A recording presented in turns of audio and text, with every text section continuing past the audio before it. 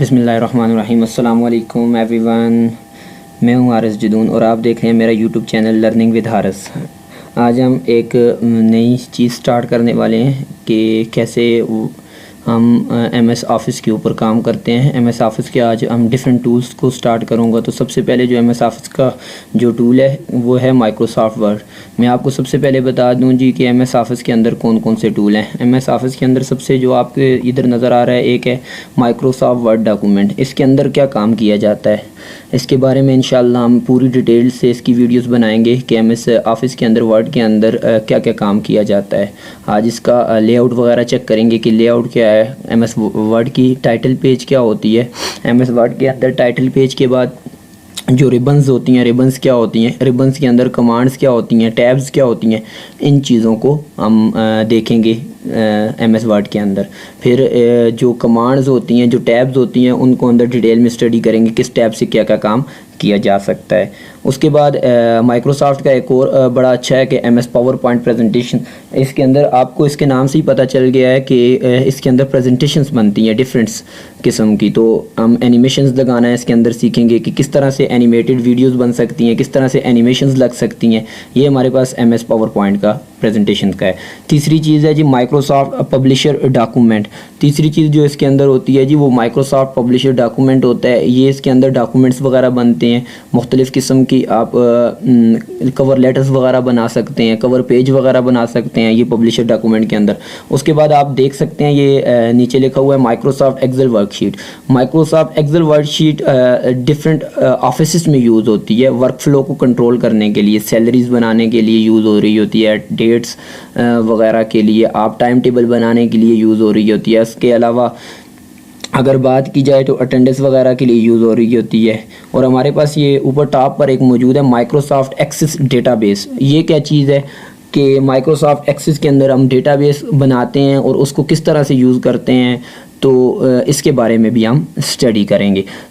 और इसके अलावा हम जो स्टडी करेंगे माइक्रोसॉफ्ट आउटलुक है, किस तरह से हम एक प्रोफेशनल अपनी ईमेल क्रिएट करेंगे कि किस तरह से एक बंदे की प्रोफेशनल ईमेल हो, किस तरह से बिज़नेस ईमेल हो और उसको उस पर काम किया जाए और वो किस तरह से कहते हैं किस तरह से एक ईमेल को, बिज़नेस ईमेल को काम करके उसे फ्यूचर में यूज़ किया जाए एज अ बिज़नेस प्रोफेशनल। इस सबसे पहले हम स्टार्ट करते हैं माइक्रोसॉफ्ट वर्ड से। एक तो ये तरीका है जी, आप कीबोर्ड के ऊपर जो लैपटॉप का जो कीबोर्ड होता है उसके साथ नीचे माउस बना हुआ होता है, उसको राइट क्लिक करेंगे और न्यू के ऊपर जाएंगे। न्यू के ऊपर जाएंगे तो इधर माइक्रोसॉफ्ट वर्ड आपको मिल जाएगा। एक ये तरीका है माइक्रोसॉफ्ट वर्ड को ओपन करने के लिए। एक आपके पास है विंडो आर की आप विंडो आर की प्रेस करते हैं तो आपके पास इस तरह का डायलॉग बॉक्स ओपन हो जाता है। इसके अंदर आप लिख देते हैं विनवर्ड और अब आपका माइक्रोसॉफ्ट डॉक्यूमेंट ओपन हो रहा है।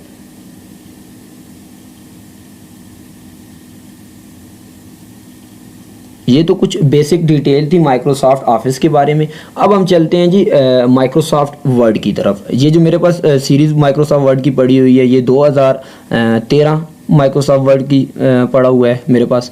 ये एक वर्ड का होता है जहाँ पर आपको मिल जाएंगी जी रिसेंट जितने भी वर्ड के डॉक्यूमेंट हैं वो इधर आपके पास टेम्पलेट्स होती हैं वर्ड की जो बनी हुई होती हैं।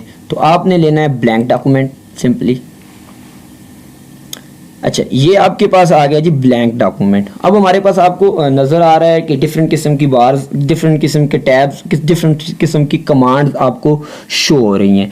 अब हम स्टडी करते हैं जी ये डिफरेंट किस्म की कमांड्स होती क्या हैं, ये डिफरेंट किस्म की कमांड से काम कैसे किया जाता है आपको मैं बताता चलूँ। ये जो आपको ये मेरी जो स्क्रोलिंग कर्सर के नीचे नज़र आ रही है, इस बार को हम क्या कहते हैं, टाइटल बार। ये हमारे पास क्या है, माइक्रोसॉफ्ट वर्ड की टाइटल बार है। टाइटल बार के अंदर क्या क्या चीज़ें होती हैं इसके बारे में बता दूं। सबसे पहले जो ये क्रॉस का बटन होता है इसे क्लोज कहते हैं, क्लोज का बटन होता है। ये आपकी फाइल को क्लोज कर देता है, ये आपकी फाइल को रिस्टोर डाउन कर देता है। ये आपके साथ जो बॉक्स टाइप बटन होता है इसे रिस्टोर डाउन होता है। इससे आपकी जो स्क्रीन होती है वो छोटी होती है और बड़ी होती है। ये देख सकते हैं आप, ये आपके सामने ये रिस्टोर डाउन हो गई है। अब मैं इसे अपनी मर्ज़ी से कर सकता हूँ। और ये जो माइनस का बटन होता है इसको मैक्सिमाइज और मिनिमाइज के लिए यूज़ किया जाता है कि किस तरह से आप अपनी स्क्रीन को मैक्सिमाइज और मिनिमाइज कर सकते हैं। ये आपके पास 3 बटन है। ये आपके पास जो बटन है ये रिबन डिस्प्ले ऑप्शन है कि आप इधर रिबन के अंदर क्या क्या चीज़ें चाहते हैं कि वो आपको नज़र आएँ। यहाँ पे आपको अपनी डॉक्यूमेंट की इन्फॉर्मेशन होती है। अभी तक मैंने इस डॉक्यूमेंट को कोई नाम नहीं दिया तो आपके पास डॉक्यूमेंट नंबर 1 आ रहा है। जिस वक्त मैं इसे कंट्रोल S करूँगा तो जिस वक्त ये इसे मैं नाम दूंगा बैक एंड पे तो वही डॉक्यूमेंट का नाम इधर लिखा हुआ आएगा। इस तरफ आपके पास जो होती हैं कमांड्स होती हैं, ये अपनी मर्ज़ी से हम क्विक एक्सेस टूल बार कर सकते हैं। जो कमांड हम इधर रखना चाहे वो रख सकते हैं। बेसिकली जो माइक्रोसॉफ्ट वर्ड के अंदर कमांड रखी हुई होती हैं वो अनडू, रीडू और सेव की होती है।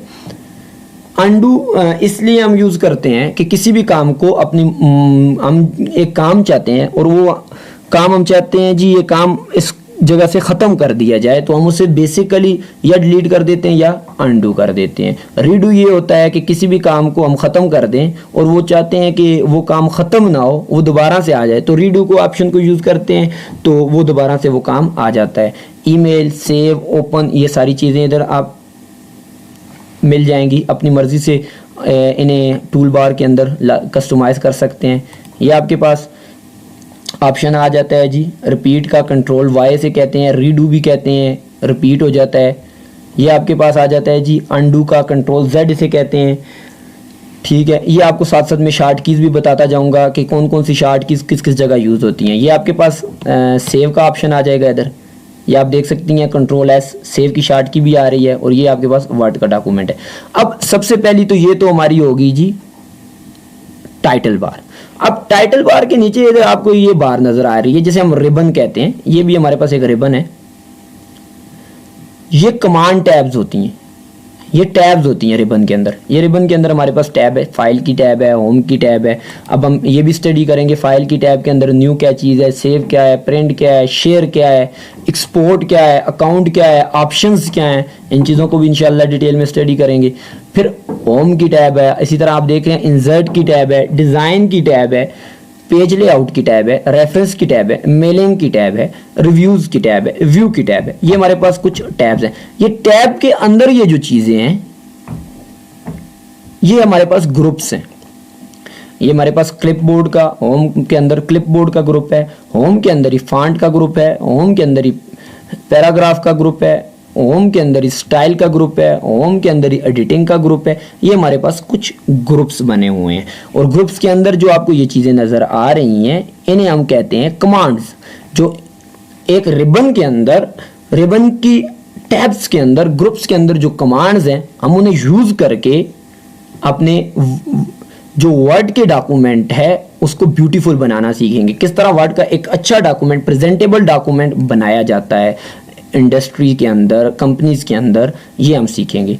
मैं आपको बेसिकली बताऊंगा बेसिक से एडवांस वर्ड की तरफ, क्योंकि अब जो टेक्नोलॉजी है वो एडवांस होती जा रही है। तो due to of advancement in technology we want to learn many new skills, we want to advance ourselves.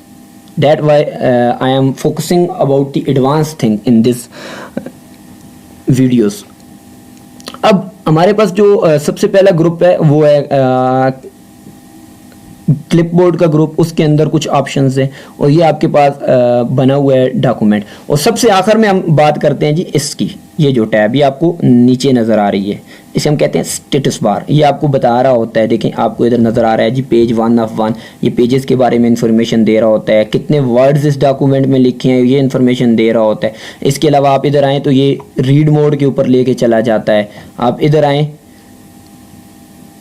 तो ये आपको प्रिंट लेआउट के ऊपर चला जाता है। और अक्सर हम काम जो कर रहे होते हैं वो प्रिंट लेआउट के ऊपर ही कर रहे होते हैं। इसके पास ले आए तो वेब लेआउट के ऊपर ले जाता है। यहाँ से हम जूम इन जूम आउट जितना पेज रखना चाहें जिस अपनी मर्ज़ी से कर सकते हैं। ये थी आज की वीडियो। थोड़ी सी ये था थोड़ा सा इंट्रोडक्टरी टॉपिक कि जिसमें मैंने बताया कि माइक्रोसॉफ्ट वर्ड होता क्या है, हम इसे यूज़ किस लिए करते हैं। बेसिकली एक बार फिर मैं बता दूं कि माइक्रोसॉफ्ट वर्ड यूज़ होता है डॉक्यूमेंटेशंस के लिए, कवर लेटर्स के लिए, कवर हेडिंग्स के लिए और डिफरेंट इंस्टीट्यूटिव पर्पस के लिए ये माइक्रोसॉफ्ट वर्ड को हम यूज़ कर रहे होते हैं। अगर किसी को मेलिंग करनी है तो ये भी एक माइक्रोसॉफ्ट वर्ड की एक बहुत बड़ी खूबी है कि वो मेलिंग भी कर सकता है। इसके अलावा कोई टेबल्स बनाने हैं, कोई आपको किसी किस्म की आपको माइक्रोसॉफ्ट वर्ड के अंदर काम करना है, जो आपने डॉक्यूमेंटेशन करनी है, स्मार्ट आर्ट का यूज़ करना है, शेप्स का यूज़ करना है, किसी तरह चार्ट बना के शो करना है, ये भी आप कर सकते हैं। ठीक है, उसके अलावा आपने किसी किस्म का आपने डॉक्यूमेंट का काम करना है, रिसर्च करनी है, इसके लिए आप माइक्रोसॉफ्ट वर्ड को यूज़ कर सकते हैं। Thank you.